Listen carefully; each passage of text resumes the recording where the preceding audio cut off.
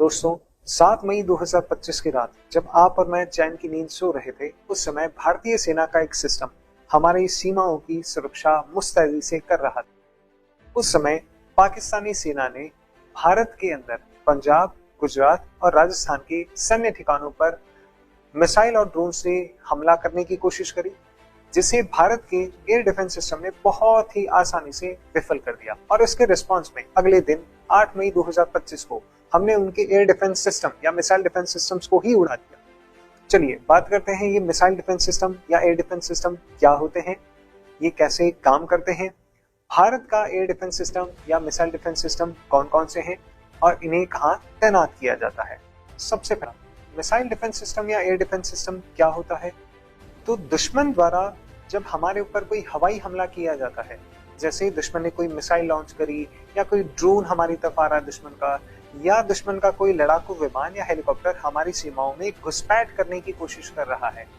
तो air defence system या missile defence system दुश्मन के इस हमले को डिटेक्ट करता है, उसे कंटिन्यूअसली ट्रैक करता है और हमारी तरफ से फिर इंटरसेप्टर मिसाइल लॉन्च की जाती है जो जाके उससे टकराती है और उसे नष्ट कर देती है ताकि वो अपने टारगेट को हिट ना कर पाए।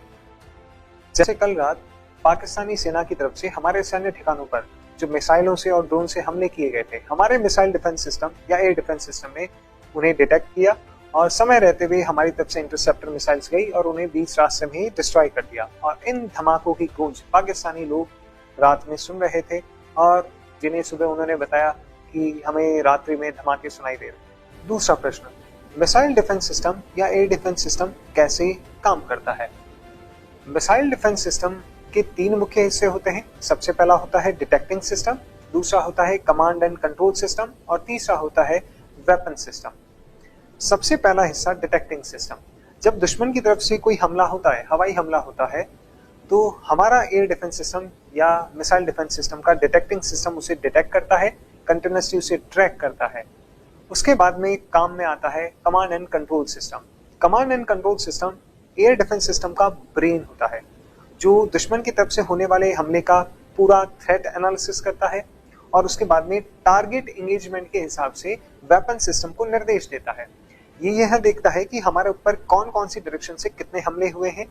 और उनके अंदर कौन हमारे सबसे नजदीकी हमला कर रहा है या कौन सा हमारे सबसे इंपॉर्टेंट लोकेशन को टारगेट कर रहा है, और उस हिसाब से ये सारी कैलकुलेशन करके उसके रिस्पॉन्स में किस प्रकार से हमारी तरफ से टारगेट एंगेजमेंट किया जाना चाहिए, ये डायरेक्शन या निर्देश आगे देता है वेपन सिस्टम को। अब तीसरा मुख्य हिस्सा इसका वेपन सिस्टम। वेपन सिस्टम के अंतर्गत आता है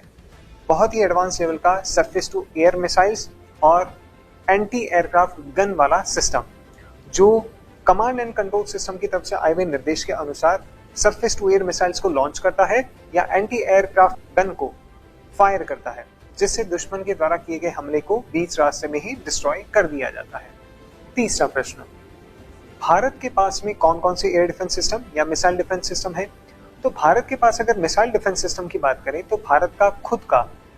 Indian ballistic missile defence programme है, जिसके तहत भारत ने पृथ्वी एयर डिफेंस सिस्टम और एडवांस्ड एयर डिफेंस सिस्टम विकसित किए हुए हैं और ये काम कर रहे हैं। साथ ही साथ में भारत ने रशिया से परचेज किया हुआ या रशिया से इंपोर्ट किया हुआ बहुत ही एडवांस लेवल का S-400 मिसाइल डिफेंस सिस्टम जो है, उसे भी चाइना और पाकिस्तान बॉर्डर पर तैनात किया हुआ है।